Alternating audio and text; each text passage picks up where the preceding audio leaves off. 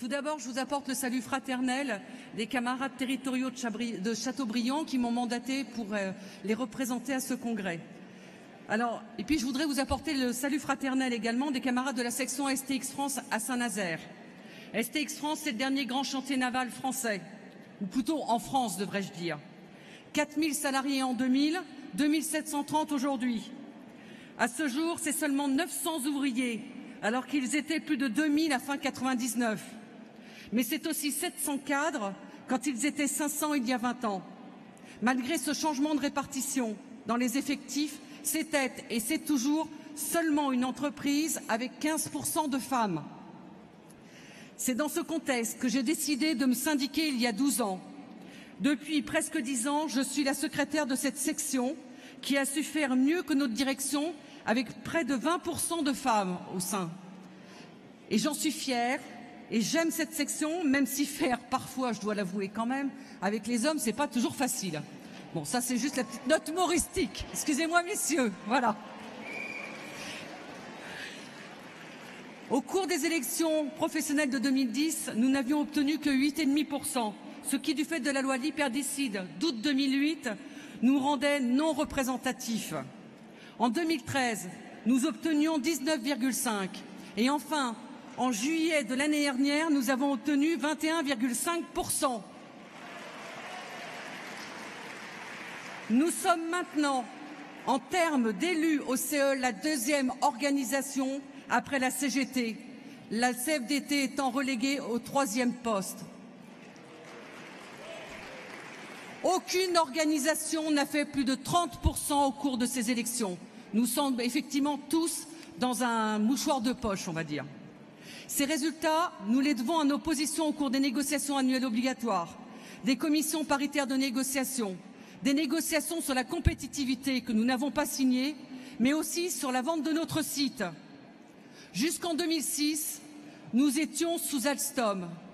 En 2006, alors que Sarkozy était ministre de l'économie, Alstom a dû nous vendre, nous brader, dirais-je plutôt, puisque Alstom nous vendait 50 millions d'euros, alors que dans le même temps, ils investissaient 350 millions d'euros dans l'entreprise.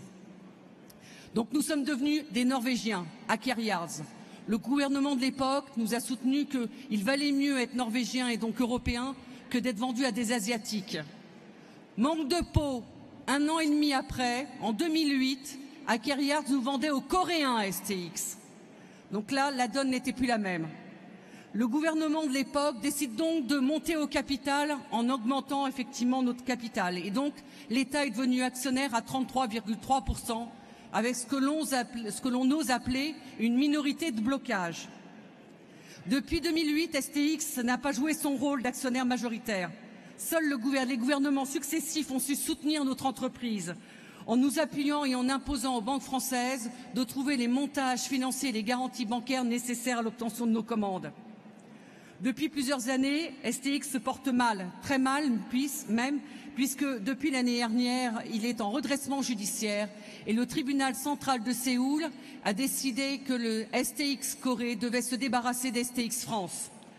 Nous avons donc été en vente. Très peu de candidats se sont positionnés, il faut bien le dire. Des Chinois, bien évidemment, avec une volonté de venir sur ce marché de la croisière, et puis nos principaux concurrents, les Italiens.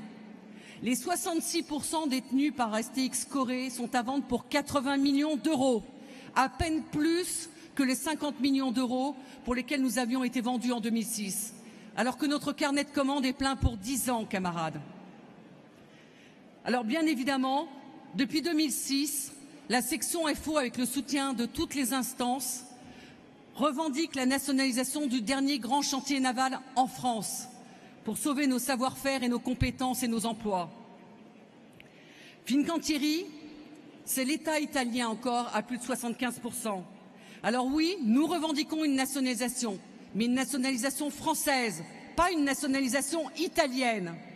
Sous couvert de l'Europe, les États successifs, les gouvernements successifs nous ont dit qu'il n'y avait pas de possibilité de nationaliser, que la concurrence libre et non faussée leur interdisait de le faire. Et là, curieusement, c'est l'État italien qui deviendrait notre actionnaire majoritaire. On ne peut pas imaginer ça. Alors, nous continuons à revendiquer notre nationalisation. Mais il semblerait que la vente à Fincantieri... Tu peux conclure, Nathalie? Oui, je vais faire très vite. Et actuellement un grain de sable de la plage de Saint-Nazaire dans les rouages, puisque ça a l'air de prendre beaucoup plus de temps que nécessaire. Alors on continue de revendiquer la nationalisation afin d'éviter le même scénario lors de la vente d'Alstom Énergie à General Electric, qui s'était soldée par 700 suppressions de postes. Alors camarades, ne laissons plus brader nos emplois, nos savoir-faire et nos compétences. Vive Force ouvrière, vive le syndicalisme libre et indépendant.